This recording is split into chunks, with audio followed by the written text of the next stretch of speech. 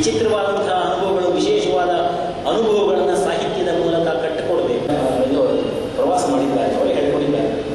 ಹಾಗೆ ಮಾಡಿದಾಗ ಒಂದು ಸರಿ ಹೋಗ್ಬೇಕಾದ್ರೆ ಮೋಹನದಾಸ್ ಕರ್ಕೊಂಡು ಒಂದು ಸೂಚನೆ ಕೊಡ್ತೀನಿ, ರಹಸ್ಯ ಇದು, ಯಾರಿಗೂ ಹೇಳ್ಕೊಡುದು. ಮೋಹನನಿಗೆ ಮೃತ್ಯು ಬರುತ್ತೆ. ಮೃತ್ಯು ಅಂದರೆ ಅಪಮೃತ್ಯು, ನಿಜವಾದ ಮೃತ್ಯು ಅಲ್ಲ, ಅಪಮೃತ್ಯು ಬರುತ್ತೆ. ಯೋಚನೆ ಮಾಡಬೇಡ, ಧೈರ್ಯವಾಗಿರು, ಹರಿಗುರುಗಳನ್ನ ಚಿಂತೆ ಮಾಡ್ತಾ ಇರು. ಯಾವುದೇ ಕಾರಣಕ್ಕೂ ದಹನಕ್ಕೆ ಅವಕಾಶ ಕೊಡಬೇಡ, ದಹನಕ್ಕೆ ಅವಕಾಶ ಕೊಡಬೇಡ. ಭಗವಂತನನ್ನು ಪ್ರಾರ್ಥನೆ ಮಾಡು, ಗುರುಗಳನ್ನು ಪ್ರಾರ್ಥನೆ ಮಾಡು, ಅನುಗ್ರಹ ಆಗುತ್ತೆ, ಯೋಚನೆ ಮಾಡಬೇಡ ಅಂತ ಹೇಳಿ ರಹಸ್ಯವನ್ನು ಹೇಳಿ ಹೊರಟು ಬಿಡ್ತಾರೆ. ಮೋಹನದಾಸರಿಗೆ ಆಶ್ಚರ್ಯ ಆಗುತ್ತೆ, ಯಾಕಂದರೆ ಗುರುಗಳ ಆಜ್ಞೆಯನ್ನು ಇರುವಂಗಿಲ್ಲ. ಬರಬೇಡ ಅಂದರೆ ಬರಬೇಡ ಅಷ್ಟೇ, ಗುರುಗಳೇನೋ ಬೇಡ ಅಂತ ಹೇಳಿದ್ದಾರೆ ಅಂದ್ಬಿಟ್ಟು ಏನೋ ಇರಬೇಕು ಹಾಗೆ ಅಂತ ಅಲ್ಲೇ ಇದ್ಬಿಡ್ತಾರೆ. ಸ್ವಲ್ಪ ದಿವಸವಾಯಿತು. ಮಧ್ಯಕಾಲದಲ್ಲಿ ಇದ್ದಕ್ಕೆ ಬದಿಗೆ ಲೆಕ್ಕಿಲ್ಲದೋಸ್ಕರ ಉಳಿಸಿ ನೋಡಿ, ಇಂಥ ಚಿಂತನೆ ಒಬ್ಬ ಸ್ತ್ರೀಗೆ, ಅದು ಮಡಿ ಹೆಂಗಸಿಗೆ, ದ್ರೌಪದಿಯನ್ನ ಈ ತರವಾಗಿ ಮಗ್ಗ ಹಾಕಿ ಮಾರೋ ಬಟ್ಟೆ ಏನಿಲ್ಲ. ಯಾವತ್ತಾರೋ ದ್ರೌಪದಿ ತನ್ನ ಮನೆಯಲ್ಲಿ ಮಗ್ಗ ಹಾಕಿದ್ದಾಳೇನೋ, ಯಾಕಂದ್ರೆ ನಾಳೆ ಸಹ ನಮ್ಗೆ ಈ ಥರ ಇದ್ದ ವಸ್ತ್ರಾಪರಣ ಆಗುತ್ತೆ, ಹಾಗಿರಲಿ ಸ್ಟಾಕು ಅಂತಹ ದ್ರೌಪದಿಗೆ ಲೆಕ್ಕಿಲ್ಲದೋಸ್ಕರ ಉಳಿಸಿ ನೋಡಿ. ಇಂಥ ಕಲ್ಪನೆಗಳು ಸಾಮಾನ್ಯ ಹೆಣ್ಣು ಮಗಳು, ಹೆಚ್ಚು ವಿದ್ಯಾಭ್ಯಾಸ ಅಕ್ಷರವೇ ಇಲ್ಲ, ಚಿಕ್ಕಿಗೆ ಅಲ್ಲಿದ್ದು ನಾಡಿ ಮಿಡಿತವನ್ನು ನೋಡಿದ್ರು, ಏನು ಹರ ಇಲ್ಲ, ಶಿವ ಇಲ್ಲ, ಎಲ್ಲ. ಯಾರಾದರೂ ಸತ್ರೆ ಆ ಶವ ಹೊರಗೆ ಹೋಗಿ ದಹನಕ್ಕೆ ಹೋಗುವುದು ಯಾರು? ಅಂತಹ ಸಂದರ್ಭದಲ್ಲಿ ಸೀತಮ್ಮ ಮಾತ್ರ ಧೈರ್ಯವಾಗಿ, ಯಾಕಂದರೆ ವಿಜಯರಾಯ ಹೇಳಿದಂಥ ವಾಕ್ಯವನ್ನು ನೆನೆಸ್ಕೊಂಡು ಧೈರ್ಯವಾಗಿ ಅದನ್ನು ಮೋಹನದಾಸರೇ ದಾಖಲೆ ಮಾಡಿದ್ದಾರೆ. ಆ ಒಂದು ಪ್ರಸಂಗವನ್ನು, ಆ ಕೀರ್ತನೆ ಬಹಳ ರಹಸ್ಯಪೂರ್ಣವಾದಂಥ ಕೀರ್ತನೆ. ನಾವೆಲ್ಲ ಏನಂತೀವಿದೆ, ಪ್ರತ್ಯಕ್ಷ ನೋಡಿದ್ರು ಪ್ರಮಾಣಿಸಿ ನೋಡುವಂಥ ದೇವರಿದ್ದಾನ. ಎಷ್ಟೋ ಬಾರಿ ನಮಗೆ ಅನುಮಾನ ಬಂದ್ಬಿಡುತ್ತೆ, ದೇವರು ಇಲ್ಲದೇ ಇರಬಹುದು ಅಂತ ಒಂದೊಂದ್ಸಲಿ ಬಂದ್ಬಿಡುತ್ತೆ. ಯಾಕಂದರೆ ನಾವು ಅಂದ್ಕೊಂಡಿದ್ದೆಲ್ಲ ಆಗಬೇಕಾದ್ರೆ, ಆಗದೆ ಇದ್ದಾಗ ಬಹುಶಃ ಯಾರೂ ಇಲ್ಲ ಅಂತ ನಿರ್ಣಯಕ್ಕೆ ಒಂದೊಂದ್ಸಲಿ ನಾವು ಬಂದ್ಬಿಡ್ತೀವಿ. ಏನೂ ಇಲ್ಲ, ಸುಮ್ಮನೆ ನಮಗೂ ಬಂದ್ಬಿಟ್ಟಿದ್ದಾರೆ, ಹಾಗೆ ನಾನು ನಂಬಿದ್ದೇನೆ, ಅಗೋಚರ ಶಕ್ತಿ ಇದೆ ಅಂತ, ಹಾಗೆ ಅಂತ ನಮ್ಗೆ ಅನಿಸ್ಬಿಡುತ್ತೆ. ಸ್ವರ್ಗ ನರಕಗಳು ಇವೆಯೋ ಇಲ್ವೋ,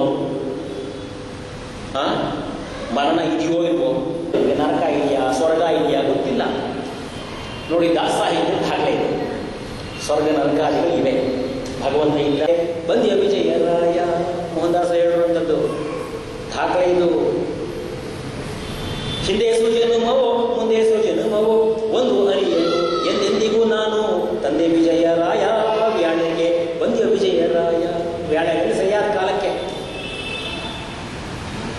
ಸೂರ್ಯನ ಸುಂದರಂತೆ ಅಲಿಮಹ ಶೌರ್ಯ ದೂತರಂತೆ ಕಾರ್ಯವನರಿಯದೇನ ಪರಿಚಾರ್ಯನ ಎಳೆಯಳು ಹಾಯಳು ಮರೆಗಿಡೆ ತಂದೆ ವಿಜಯರಾಯ ವ್ಯಾಳೆಗೆ ಬಂದೆ ವಿಜಯರಾಯ. ಅಲ್ಲೇ ಅರ್ಥ ಇದೆ, ಸೂರ್ಯನ ಸುತನಂತೆ ಯಾರು ಯಮಧರ್ಮ, ಅಲ್ಲಿ ಮಹಾಶೌರ್ಯ ದೂತನಂತೆ ಯಮ ಭಟ್ರು ಅಂತಕ್ಕಂಥ ದೂತರಿಗೆ ಕಿಂಚಿತ್ತೂ ದಯ ಇಲ್ಲ. ಅವ್ರು ನೋಡಿದ್ರೆ ಭಯ ಆಗಬೇಕು, ಮೂರ್ಛೆ ಹೋಗಬೇಕು. ಅಂಥ ಒಂದು ಉಗ್ರ ರೂಪಗಳು ಪೊಲೀಸ್ನವ್ರು ಹೇಗಿರಬೇಕು ಅಂತ ಒಳ್ಳೆ ಮೀಸೆ, ಮುಂಚೆ ಎಲ್ಲ ವಿಶೇಷವಾದ ಮೀಸೆ ಬೆಳೆಸೋದಕ್ಕೇ ಕೊಡೋದು ದುಡ್ಡು, ಹಾಗಿರ್ಬೇಕು. ಅವ್ರು ನೋಡಲೇ ಹೆದರ್ಬೇಕು. ಹಾಗಿರುವಂಥವ್ರು ಯಮ ಭಟ್ರು ಅಲ್ಲಿ ಮಹಾಶೌರ್ಯ ದೂತರಂತೆ ಕಾರ್ಯವನರಿಯಲಿನ ಪರಿಚಾರ್ಯನ ಎಳೆಯಲು ಹಾಯಳು ಮೊರೆ ಇದೆ. ಕಾರ್ಯ ಉಂಟ ನೋಡಿ, ಅಕ್ಕಪಕ್ಕದಲ್ಲಿ ಸಾಯ್ತಾ ಇರ್ತಾರೆ. ನಾವು ಅಂದ್ಕೊಂತೀವಿ ಅದು ಅವರು ಮಾತ್ರ, ನಾವು ಬರಲ್ಲ ಅಂತ ಅಂದ್ಕೊಂಡ್ಬಿಟ್ಟಿದ್ದೀವಿ. ಒಂದಲ್ಲ ಒಂದು ದಿವಸ ಬಂದು ನಮ್ಮ ಮನೆ ಕಳೆದು ಅದು ತಟ್ಟತ್ತೆ. ಅದರ ಸೂಚನೆಯನ್ನು ಕೊಡ್ತಾ ಹೋಗ್ತಿದ್ದಾನೆ. ತಾಸು ಬಾರು ಸಿಕ್ಕಿದೆ ಕೇಳಿತ್ತಂದರೆ ಅದೇ. ಹಿಂದೆ ನಮ್ಗೆ ಎಷ್ಟು ಚೆನ್ನಾಗಿತ್ತು ನಮ್ಮ ದೇಹ, ಇವತ್ತು ನಾವು ಒಂದ್ಸಲಿ ಕಮ್ಮಿ ನೋಡ್ಕೊಂಡ್ರೆ ಗೊತ್ತಾಗುತ್ತೆ ಹೇಗಾಗಿದ್ದೀವಿ. ಮುಪ್ಪು ನಮ್ಮನ್ನು ನಿಧಾನವಾಗಿ ಆವರಿಸ್ತಾ ಇದೆ. ಮುಪ್ಪಿನ ಮೂಲಕ ಸಾವಿನ ಸೂಚನೆ ಸಿಗ್ತಾ ಇದೆ. ನಾವು ಮಾತ್ರ ಅದರ ಬಗ್ಗೆ ಯೋಚನೆಯೇ ಮಾಡ್ತೀವಿ. ಕಾರ್ಯವನರಿಯದೆ ನಿನ್ನ ಪರಿಚಾರ್ಯನ ಎಳೆಯಲು ಭಾರ್ಯಳು ಮೊರೆ ಇಡೆ. ನಿನ್ನ ಪರಿಚಾರ್ಯ ದಾಸ, ಆ ದಾಸನನ್ನ ಎಳ್ಕೊಂಡು ಹೋಗ್ತಿದ್ದಾರೆ ಯಮಭಟರು. ಆಗ ಭಾರ್ಯೆ ನೋಡಿ, ಒಳ್ಳೆ ಹೆಂಡತಿ ಇದ್ರೆ ಏನಾಗುತ್ತೆ ಅನ್ನೋಕ್ಕೆ ನಮ್ಮ ಮೋಹನದಾಸರ ಜೀವನವೇ ಸಾಕ್ಷಿ. ಒಳ್ಳೆ ಸಾಧ್ವಿಮಣಿ ಅಂತ ಹೆಂಡತಿ ಇರಬೇಕಂತ ಹೋಗ್ತಾ ಇದ್ದಾಳಂತವಳು. ಅದೇ ಧೈರ್ಯವನ್ನು ನೋಡಿ ಸುದಹಿತ ಹೃದಯಬದ್ಧ ಮಾಡಿ ಮಧುಸೂದನನೇ ಮುದ ತೀರಿತು ಎಂದು ಮಧುಸೂದನನೇ ಮುದ ತೀರತಳೆಂದು ಒದರಿದಳು ವಿಜಯರಾಯ ಎಂದು ನೋಡಿ. ವಿ ಎನ್ನೇ ವಿಷ್ಣುದಾಸನಾಗುವನು, ಜ ಎನ್ನೆ ಜನನ ಮರಣ ದೂರ, ಯಾ ಎನ್ನೆ ಯಮಭಟವರು ಹೆದರೋಡುವರು, ರಾಯ ಎನ್ನೆ ಹರಿವಲಿವ ಗುರುಕಾಯ. ವಿಜಯರಾಯ ಫಲ ಅಂಥದ್ದು. ವಿ ಎನ್ನೆ ವಿಮಲತೆ ನೋಡಿ, ಯಕ್ಷಗಾನಕ್ಕೆ ಗುರುಗಳ ಸ್ತೋತ್ರ ಮಾಡೋದ್ರಲ್ಲಿ ಮೋಹದಾಸ ನೋಡಬೇಕು. ಯಾವತ್ತು ನಮ್ಮ ವಿಜಯರ ಕೂಡ ಗಂಡು ಗಲಿಯಾಗುವಂತ ಆಶೀರ್ವಾದ ಮಾಡಿದರು. ವಿಜಯರಾಯರ ವಾಕ್ಯ ಅದು. ಇವತ್ತು ಮೋಹನದಾಸರ ವಂಶಾವಳಿ ಚೆನ್ನಾಗಿ ಬೆಳೀತಾ ಇದೆ. ಕಾರಣ ಯಾಕೆಂದರೆ ಗುರುಗಳ ಆಶೀರ್ವಾದ. ಅಲ್ಲಿ ಕರಗಳನ್ನೇ ಕಟ್ಟಿ ಎಳೆಯುತ್ತಿರೆ ದೊರೆಗಳನ್ನೇ ಮುಟ್ಟಿ. ದೊರೆ ಯಾರು? ಯಮಧರ್ಮ. ಇವರು ಕರಗಳನ್ನು ಕಟ್ಟಿ ಎಳ್ಕೊಂಡು ಹೋಗ್ತಿದ್ದಾರಂತೆ. ಯಮಭಟ್ರು ಯಾವುದೋ ಒಂದು ಸಣ್ಣ ತಪ್ಪು ಮಾಡಿದ್ದಷ್ಟೇ. ಮೋಹನದಾಸರು ಯಾವುದೋ ಕಾಲದಲ್ಲಿ ನೋಡಿ, ಎಲ್ಲ ಶುದ್ಧವಾದ ಸಾಧು ಜೀವನ ಮಾಡೋದು ಕೂಡ ಎಲ್ಲೋ ತಪ್ಪಾಗತ್ತೆ. ವಿಜೇಂದ್ರ ಹೇಳ್ತಾರೆ, ಎಷ್ಟು ತಪ್ಪು ಮಾಡ್ತೀವಿ ನಾವು ಅಂತ. ಪಾಪ ವಿಮೋಚನ ಸ್ತೋತ್ರದಲ್ಲಿ ಒಂದು ದಿವಸದಲ್ಲಿ ಸಾಧುಗಳಾಗಿರೋಂಥವ್ರು ಮಾಡೋರು. ನಾವು ಸಾಧುಗಳು ನಿತ್ಯ ಪೂಜೆ ಮಾಡ್ತೀವಿ, ಸಂಧ್ಯಾವಂದನೆ ಮಾಡ್ತೀವಿ ಅಂತ ಅಂದ್ಕೊಳ್ತೀವಲ್ಲ, ಅಂಥವರು ಮಾಡುವಂಥ ತಪ್ಪು ಅನೇಕ ಜನ್ಮಗಳಿಗಾಗುವಷ್ಟೇ ಇವೆ ಅಂತ. ಇನ್ನು ತಪ್ಪು ಮಾಡಬೇಕು ಅಂತಲೇ ಹೊರಟವ್ರ ಗತಿಯನ್ನು. ಹಾಗಿರಬೇಕಾದ್ರೆ ಯಾವುದೋ ಒಂದು ಸಣ್ಣ ತಪ್ಪುಗೋಸ್ಕರವಾಗಿ ಯಮಲೋಕದ ದರ್ಶನ ಮಾಡಿಸಿದ್ದಾರೆ. ಅಂತಹ ಸಂದರ್ಭದಲ್ಲಿ ದೊರೆಗಳನ್ನೇ ಮುಟ್ಟಿ ಯಮಧರ್ಮರ ಹತ್ರ ಹೋಗಿ ಋಷಿಗಳಾಗಿ ಹೊರಟಿದ್ದಾರೆ. ಅಲ್ಲಿ ಹೋಗ್ಬಿಟ್ಟು ಯಮಧರ್ಮರ ಹತ್ರ, ಯಮಧರ್ಮನ ಆಶ್ರಯು ಅಂತಹ ಚಾತುರ್ಯ ಏನು ಋಷಿಗಳ ಗಮನಕ್ಕೆ ಬರುವಂಥದ್ದು ಅಲ್ಲ. ನನ್ನ ಶಿಷ್ಯನ ಹೇಳ್ಕೊಂಬಂದಿದ್ದೀರಲ್ಲ. ಹಂಗಾಗ ವಿಚಾರಣೆ ಮಾಡಿದಾಗ ಮೋಹನದಾಸನ್ ಕರ್ಕೊಂಬಂದಿದ್ದಾರೆ ಅಂತ ಗೊತ್ತಾಯಿತು. ಆ ಮೋಹನದಾಸನ್ ಕರ್ಕೊಂಬರ್ಬೇಕಾಗಿದ್ದಿಲ್ಲ, ಅದೇ ಊರಿನಲ್ಲಿದ್ದಂಥ ಯಾರು ಮೋಹನಪ್ಪ ಅಲ್ಲ, ಮೋನಪ್ಪನ ಕರ್ಕೊಂಬರ್ಬೇಕಾಗಿತ್ತು. ಆ ಮೋನಪ್ಪ ಅಂತ ಒಬ್ಬ ಇದ್ದ, ಅವನು ಕರ್ಕೊಂಬರ್ಬೇಕಾಗಿತ್ತು. ಅವನು ಬದಲು ಮೋಹನಪ್ಪನ ಕರ್ಕೊಂಡ್ಬಿಟ್ಟಿದ್ದಾರೆ. ಒಂದ್ಸರಿ ಆಗತ್ತೆ, ಲೆಕ್ಕ ವಿಚಾರ ಮಾಡಬೇಕಾದ್ರೆ ಆಗುತ್ತಲ್ಲ, ಹಾಗೆ ಯಾವುದೋ ಒಂದ್ಸರಿ ಆಗಿದೆ ಅಂತ ಹೇಳ್ತಿದ್ದಾರೆ. ಅಂತಹ ಸಂದರ್ಭದಲ್ಲಿ ವಿಚಾರಣೆ ಮಾಡಿ ಮೋಹನದಾಸನ್ನ ಬಿಟ್ಟಿದ್ದಾರಂತೆ. ಗೌರವವಾಗಿ ಅವರನ್ನ ಬಿಡುಗಡೆ ಮಾಡಿದ್ದಾರೆ. ಆ ಸಂದರ್ಭದಲ್ಲಿ ಶ್ರೀ ಮೋಹನ ವಿಠಲನ ಚರಣವ ತೋರಿ ಧರೆಗೆ ತಂದು ಬಿಟ್ಟೆ. ಯಮಲೋಕ ದರ್ಶನ ಮಾಡಿಸಿದ ಮೇಲೆ ಸಾಕಪ್ಪ ಈ ಲೋಕ ಅಂತ ಅನ್ಕೋಬೇಡ, ಬಾ ಅಂತ ಹೇಳ್ಬಿಟ್ಟು ತ್ರಿಧಾಮಗಳಿಗೆ ಕರ್ಕೊಂಡು ಹೋಗಿ ಅಲ್ಲಿಂದ ಭಗವಂತನ ದರ್ಶನ ಮಾಡಿಸಿ, ಚರಣ ದರ್ಶನ. ಶ್ರೀ ಮೋಹನ ವಿಠಲನ ಚರಣವ ತೋರಿ ಭಗವಂತನನ್ನ ನಾ ಏನಪ್ಪ ದರ್ಶನ ಮಾಡಬೇಕು ಅಂದರೆ ಚರಣ ನೋಡಬೇಕಂತ ಮೊದಲು. ಚರಣದಾಸ ಇದನ್ನ ವಿಜಯರಾಯರೇ ಒಂದು ಕಡೆ ಹೇಳ್ತಾರೆ. ಎಲ್ಲಿ ಅಂತಂದರೆ ಚಿರಂಜೀವಿಯಾಗಿ ಇರೋಲ್ಲ ಚಿನ್ನ ಮಾಡಿ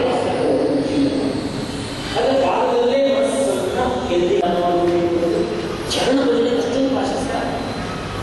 ಶ್ರೀ ಮೋಹನ ವಿಠಲನ ಚರಣವ ತೋರಿ ಧರೆಗೆ ತಂದು ಬಿಟ್ಟೆ ಕರುಣಾಳುವೆಯಿಂದ ತಂದೆ ವಿಜಯರಾಯ ಸಾಕ್ಷಿಯು ಭಗವಂತ ಇದ್ದಾನೆ. ಸ್ವರ್ಗ ನರಕಾರಿಗಳಿವೆ, ಸತ್ಯದ ಜೀವನ ನಡೆಸೋಕೆ ಒಳ್ಳೆ ಲೋಕ ಪ್ರಾಪ್ತಿಯಾಗುತ್ತೆ. ಆಪತ್ಕಾಲದಲ್ಲಿ ಖಂಡಿತವಾಗಿ ಸಾಕ್ಷಿ ಮೋಹನದಾಸನ ಕಾದಿದ್ದಾರೆ. ಅಪಮೃತ್ಯುವನ್ನು ಕಾಯುವಂಥ ನೋಡಿ, ಅವರೇ ಹೇಳಿದ್ದಾರೆ ಆವಾಗ ಅಂದರೆ ಮೃತ್ಯು ಸಹಜ, ಎರಡೂ ಬರಲೇಬೇಕು, ಸಾಯೋದು ನಿಶ್ಚಿತ. ಅದೇ ಅಪಮೃತ್ಯು ಹೇಳಕ್ಕಾಗಲ್ಲ. ಒಂದು ಕರ್ಮಾನುಸಾರ ಅದು ನಮ್ಗೆ ಗೊತ್ತಾಗಲ್ಲ. ಅವನೇ ಗುರುಗಳು ಶಿಷ್ಯನ ಯಾಕೆ ಅವತ್ತು ಅವರು ಹೇಳ್ತಾರೆ, ಹೀಗೆ ಇದು ನೋಡಿ ನಮ್ಮ ಪರಂಪರೆಯೇ ಹೀಗೆ. ನಮ್ಮ ಪರಂಪರೆ ಇನ್ನಷ್ಟು ಮುಂದೆ ಹೋಗಿದೆ. ಗುರುಗಳೇ ಶಿಷ್ಯನನ್ನು ಶ್ಲಾಘನೆ ಮಾಡೋದು, ರಾಜೇಂದ್ರನಿಗೆ ಕೆಲಸ ಮಾಡೋದು, ವಿಭುದೇಂದ್ರನಿಗೆ ಕೆಲಸ ಮಾಡೋದು, ಶ್ರೀಪಾದ ಸಂಗೀತಗಾರನಲ್ಲ, ಏನೋ ಉದ್ರೇಕದಿಂದ ಹಾಡುವಂಥದ್ದು ಅಷ್ಟೇ. ಅಭ್ಯಾಸ ಮಾಡಿದ್ದಾರೆ. ತುಂಬ ಒಂದು 2-3 ವರ್ಷಗಳಾಗಬೇಕು ಇದನ್ನು ಸಂಪರ್ಕ ಹಾಡುವುದನ್ನು ಬಹುಶಃ ಹೆಚ್ಚಿಸಲು. ಮೋಹನದಾಸರನ್ನ ವಿಜಯ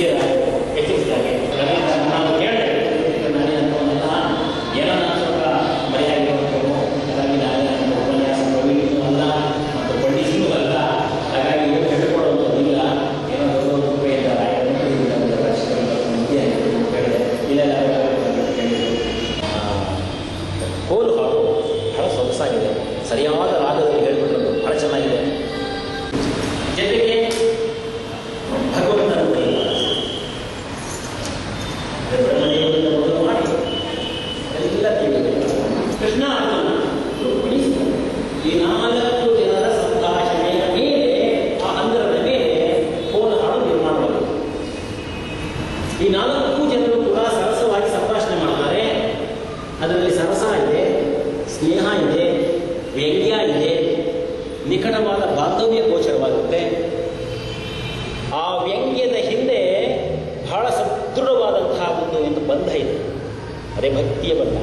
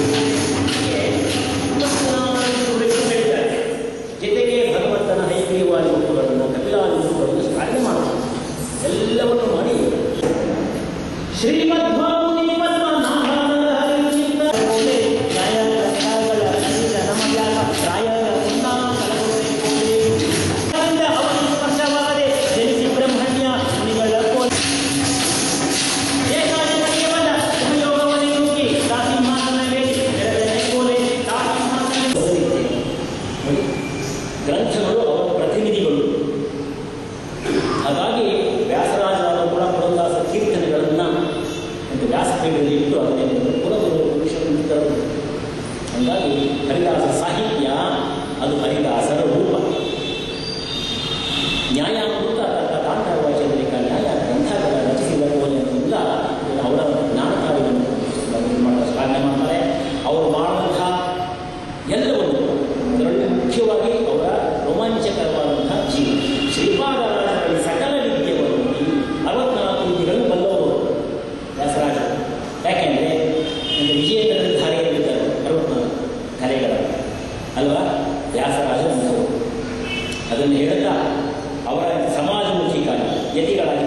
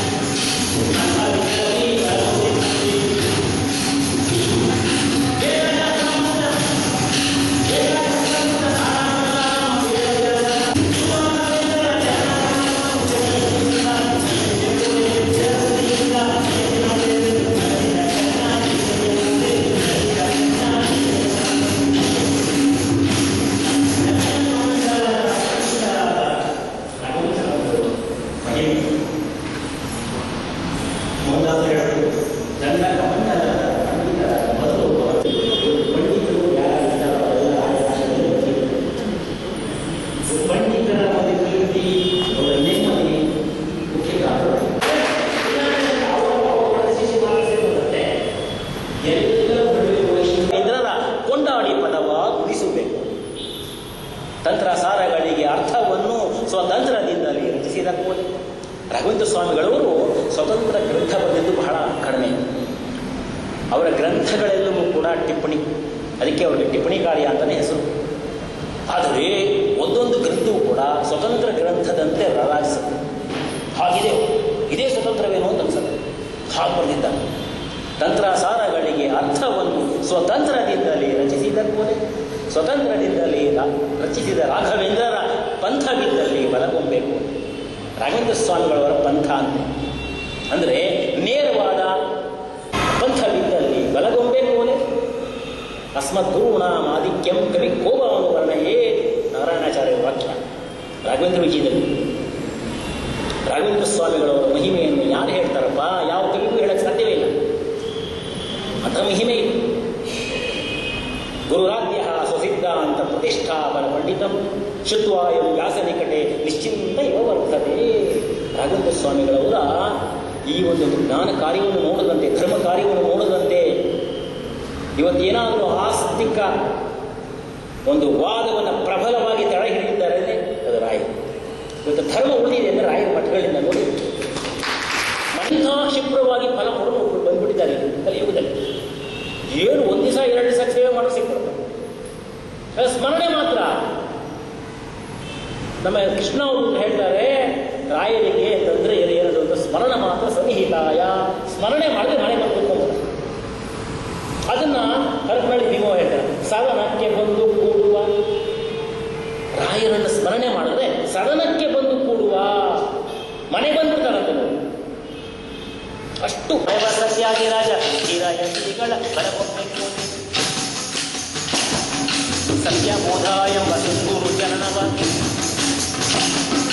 ಸತ್ಯಬೋಧಾಯ ವಸಂತೂರು ಜನನವ ಚಿತ್ತದೊಳಿಟ್ಟು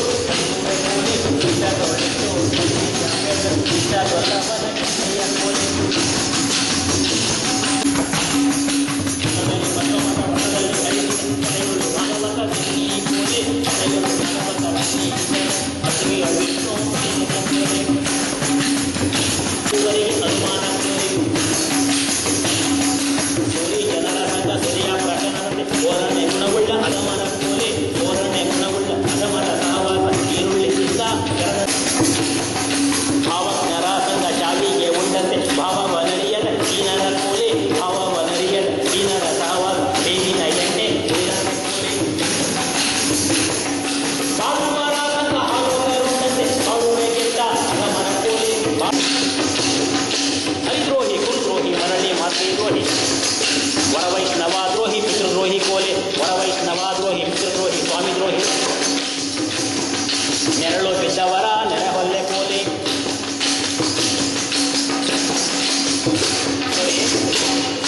ಗುರುಗಳ ಸ್ಮರಣೆಯನ್ನು ಮಾಡಿದ್ರು.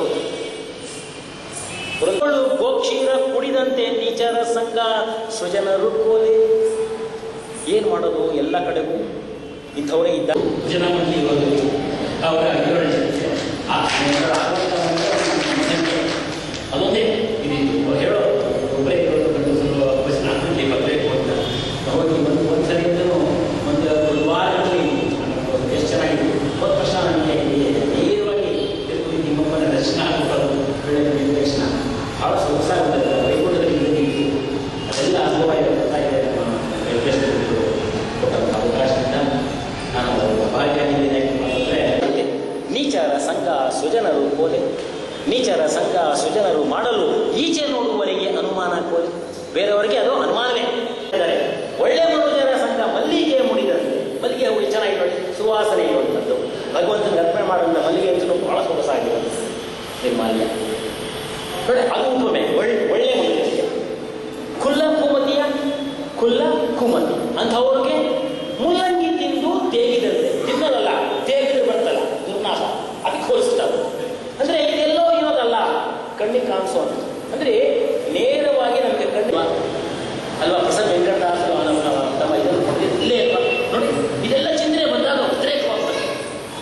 ವ್ಯಾಸ ತತ್ವಜ್ಞರು ತಿರುಪತಿಯ ಕ್ಷೇತ್ರವನ್ನು ಎಷ್ಟು ಪವಿತ್ರವಾಗಿ ಭಾವಿಸಿದ್ರು ಅಂದ್ರೆ ಅಲ್ಲಿ ಮಾಲಿನ್ಯ ಮಾಡ್ತಿರಲಿಲ್ಲ. ಮಲಮೂತ್ರ ವಿಸರ್ಜನೆ ಬೆಟ್ಟದ ಕಡೆ ಬಂದು ಮಾಡೋದು ಮತ್ತೆ ಹೋಗೋರು. ಒಂದ್ಸಲಿ ಹೀಗಾಯ್ತದೆ ರಥೋತ್ಸವದ ಸಂದರ್ಭದಲ್ಲಿ ವ್ಯಾಸತತ್ವಜ್ಞರಿಗೆ ಅಂದರೆ ಪೂರ್ವಾಶ್ರಮದಲ್ಲಿ ವೆಂಕಟ ರಾಮಾಚಾರ್ಯ ಆಗ ಅವರೇನಂದ್ರೆ ಅನಿವಾರ್ಯವಾಗಿ ಈ ಥರ ಒಂದು ಇದಾಯ್ತಲ್ಲ ಹೋಗ್ಬೇಕು ಅನಿಸ್ತು. ಏನು ಮಾಡೋದು? ರಥೋತ್ಸವ ನಡೀತಾ ಇದೆ. ಕೆಳಗಡೆ ಬಂದು ಅದೆಲ್ಲ ಶುಚಿರ್ಭೂತರಾಗಿ ಅಂತ ತಪ್ಪಿಸ್ತಿರ್ತಾರೆ, ಸ್ನಾನ ಮಾಡಿಕೊಂಡು ಮೇಲೆ ಬಂದಿದ್ದಾರೆ. ಅಲ್ಲಿವರೆಗೂ ರಥ ಹೋಗಿರಲಿಲ್ಲ ಮುಂದೆ ನೋಡಿ ಹೇಗಿದೆ. ಹಂಗೆಲ್ಲ ಮನೆ ಮೇಲೆ ತೋರಿಸಿದ್ದಾರೆ. ಅದೆಲ್ಲ ನೆನಪು ಬಂದ್ಬಿಟ್ರೆ ಚೆನ್ನಾಗಿ ಇದೆಲ್ಲ ದಹನ ಆದಮೇಲೆ ಮುಂದೇನಿದೆ ಅಂತ ಅವ್ರ ಪ್ರಶ್ನೆ ಕೇಳೋದು. ಚಾರ್ವಾಕರ ಮೊದಲನೇ ಪ್ರಶ್ನೆ ಅದು.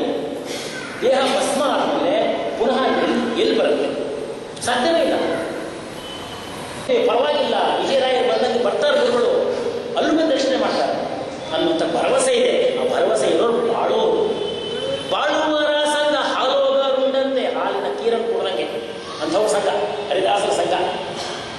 ಬಾಳುವರ ಸಂಘ ಹಾಲೋಗರುಂಡಂತೆ ಬಾಳುವೆ ಕೆಟ್ಟ ಅಧಮನ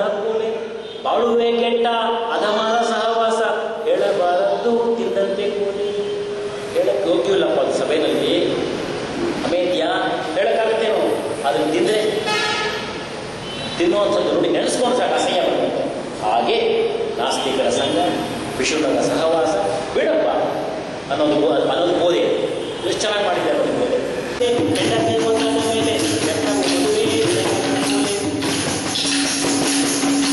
ಅಕ್ಕ ತಂಗಿಗೆ ಒಂದೇ, ಮಕ್ಕಳು ಒಂದೇ ಒಂದೇ, ಚಿಕ್ಕಮ್ಮ ಒಂದೇ, ಹೆಂಡತಿ ಒಂದೇ ಮೂಲೆ, ಚಿಕ್ಕಮ್ಮ ಒಂದೇ, ಹೆಂಡತಿ ಒಂದಾದ ಮೇಲೆ ರೊಕ್ಕ ವೆಚ್ಚ ಮಾಡಿ ಮದುವೆಯಾಗಿ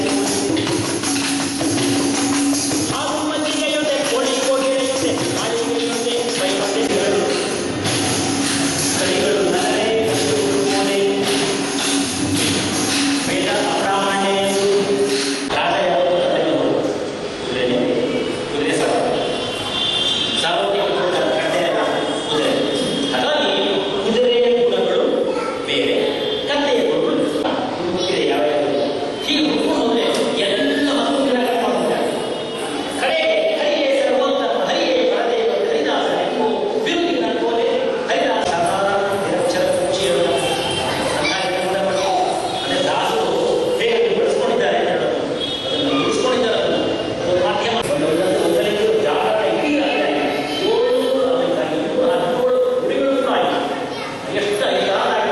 ಎಷ್ಟು ಹೇಳ್ತೇನೆ. ಕಸವಿನ ಪರಿಮಳ ಕೆಸರನ್ನ ಸಿರಿಯಂತ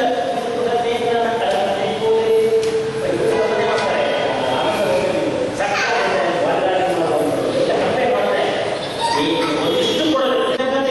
ಸಾಧು ಸಜ್ಜನರ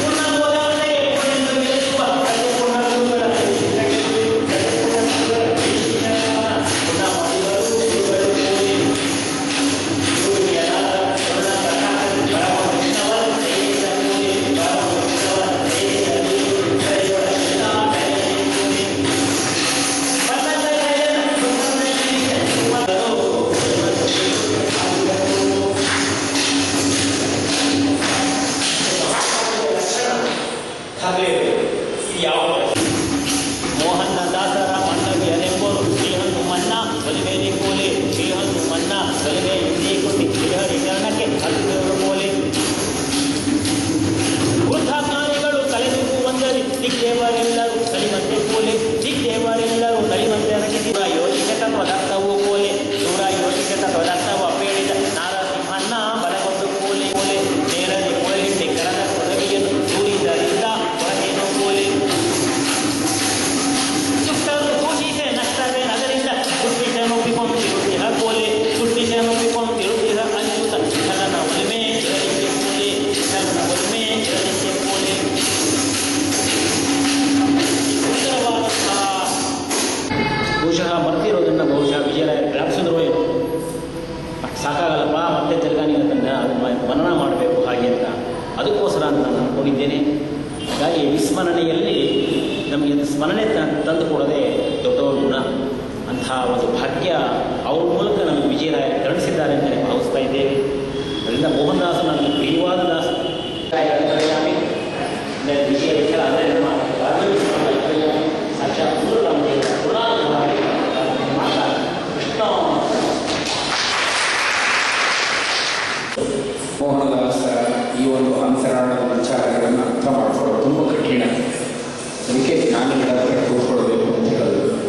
ಇಡೀ ಆ ಕೋಲಾರದ ಮಹಿಮೆಯನ್ನು ಅವರು ಎಷ್ಟು ಆನಂದವಾಗಿರೋದು ಅನುಭವಿಸಿದ್ರು, ಅದನ್ನಷ್ಟೇ ಚೆನ್ನಾಗಿ ಸುಸ್ತಾಗಿ ಅದನ್ನು ಅನುಭವಿಸಿ ನಮಗೆ ಉಣಬಡಿಸಿದ್ದಾರೆ. ನಮ್ಮ ತಿರುಮಲೇಶ್ವರ ದಾಸರು ಅವರ ಪಾದಾರವಿಂದಗಳಿಗೆ ಗಮನ ಮಾಡುತ್ತಾ ಮೋಹನದಾಸರ ಅನುಭವ ನಮಗೆಲ್ಲ ಆಸೆ. ಪ್ರಾಯಶಃ ಇಂಥ ವ್ಯಕ್ತಿಗಳು ದುರ್ಲಭ. ಆ 217 ಹಾಡುಗಳನ್ನು ಹೇಳ್ತಾರಲ್ಲ, ಅದನ್ನು ನಾವು ಎಷ್ಟು ಶಕ್ತಿ ಇದೆ ನಮ್ಮ ಭಾರತೀಯ ಜನತೆಗೆ ಒಬ್ಬೊಬ್ಬರು ಯಾವ್ಯಾವ ಋಷಿಗಳು ಎಷ್ಟು ಇವತ್ತಿಗೂ ನಾವು ಇಂಥವ್ರನ್ನ ನೋಡ್ತಾ ಇದ್ದೀವಿ, ಆನಂದ ಆಗುತ್ತೆ. ನಿರಂತರವಾಗಿ ಅವರ ಚರಣಗಳನ್ನು ಹೇಗೆ ಹೇಳ್ತಾರೆ, ಅನುಭವಿಸ್ಕೊಂಡು ಹೇಳ್ತಾ ಇದ್ದಾರೆ. ಇದಲ್ವಾ ನಮ್ಮ ಸಂಸ್ಕೃತಿ, ಇದಲ್ವಾ ನಮ್ಮ ಶ್ರೇಷ್ಠತೆ. ನಮ್ಮ ಮಕ್ಕಳೆಷ್ಟೇ ಚೆನ್ನಾಗಿ ಓದಿದ್ರು ಈ ಒಬ್ಬರು ಇದೆಯಾ ಅವರಿಗೆ ಮಕ್ಕಳು ಹೇಳ್ತಾರೆ ಬೇಕಾದಷ್ಟು ಓದಿರ್ತಾರೆ. ಈ ಮೆಮೊರಿ ಪವರೇ ಇಲ್ಲ. 8 into 8 ಅಂದರೆ ಅವ್ರು ಕ್ಯಾಲ್ಕುಲೇಟರ್ ಇಟ್ಕೊಳ್ತಾರೆ. ಏನಿಲ್ಲ, ಒಂದು ಸ್ಮರಣೆ ತಂದುಕೊಟ್ರು ಅವರಿಗೆ.